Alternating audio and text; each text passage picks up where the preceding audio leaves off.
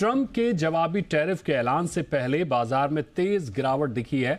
Nifty 353 अंक गिरकर 23,165 के पास बंद हुआ तो सेंसेक्स 1,390 अंक गिरकर 76,024 के पास बंद हुआ। वहीं निफ्टी बैंक 737 अंक गिरकर 50,827 के पास बंद हुआ। आज बाजार में दिन भर कैसी रही हलचल, बता रही है हमारी सहयोगी जानवी। बिल्कुल, अगर देखें तो कमजोर बाजार ग्लोबल बाजारों के संकेतों के बाद जो एक ट्रंकेटेड वीक की जो शुरुआत हुई भारतीय बाजारों के लिए वो काफ़ी सुस्त हुई थी। आज पूरे दिन हम देखा था कि काफ़ी धीमा ट्रेडिंग सेशन होता हुआ दिखा, गिरावट आती हुई दिखी, चाहे फ्रंट एंड इंडिसेस हो या ब्रॉडर इंडिसेस हो, वहाँ पे हमने देखा कि गिरावट आती हुई दिख रही। शुरुआत की गिरावट के बाद ज़रूर एक रिकवरी की कोशिश करी थी, लेकिन वो कोशिश पूरी नहीं हुई, क्योंकि उसके बाद भी हम देखेंगे कि पूरे दिन बाजार में गिरावट छाई हुई थी। और इसके पीछे जो बड़ी वजह है कि जो 2 तारीख को यूएस का लिबरेशन डे जो लेबल किया जा रहा है, जो रेसिप्रोकल टैरिफ्स लग सकते हैं, उसके चलते चाहे ग्लोबल बाजार हो या भारतीय बाजार हो, वहाँ पे सब जगह हम देख रहे हैं कि काफ़ी कॉशियस व्यू होता हुआ दिखा है, जिसके चलते हम देख रहे हैं कि इंडिया विक्स में भी आज करीबन लगभग 8.5% तक का उछाल आता हुआ दिखा था।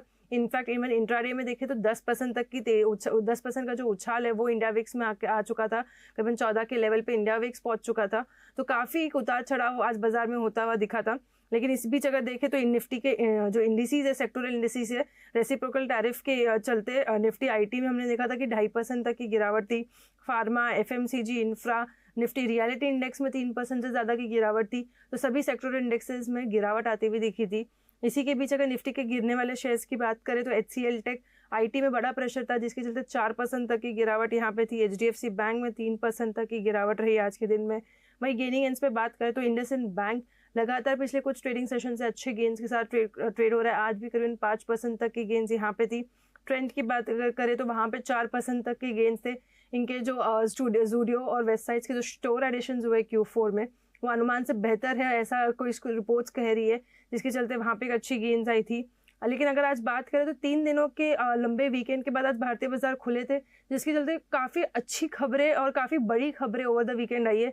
जिसमें सबसे पहले वोडाफोन आइडिया, जो सरकार से द्वारा इक्विटी इन्फ्यूजन जो कन्वर्जन मिला है उनके डेट को, वो एक बड़ी राहत मिली, जिसके चलते 19% तक की तेज़ी वोडा आइडिया में आ जाई। जिसके चलते इंडस टावर में भी हमने देखा कि एक फॉलोअप इफेक्ट आता हुआ दिखा, 6% तक की तेज़ी वहाँ थी। PVR आइनॉक्स मूवी रिलीज के चलते अच्छा गेंस वहाँ पे आया। स्टर्लिंग एंड विल्सन में भी एक अच्छे गेंस आते हुए दिखे। वही लूजिंग एंड के स्टॉक्स की बात करें तो यूको बैंक, इप्का लैब्स में करीबन 7 से 12% तक की गिरावट रही। वही 361 वैम में भी 5% तक की गिरावट आती हुई दिखी। गेनिंग एंड्स पे अतुल ऑटो नंबर्स के बाद 14% तक की तेजी आती हुई दिखी। HLE, ग्लासकोट, गॉडफ्राई फिलिप्स में देखें तो करीबन 5% तक की तेजी रही। लेकिन ऑल इन ऑल देखें तो आज भारतीय बाजार काफ़ी दिन कमज़ोर ट्रेड होते हुए दिखे।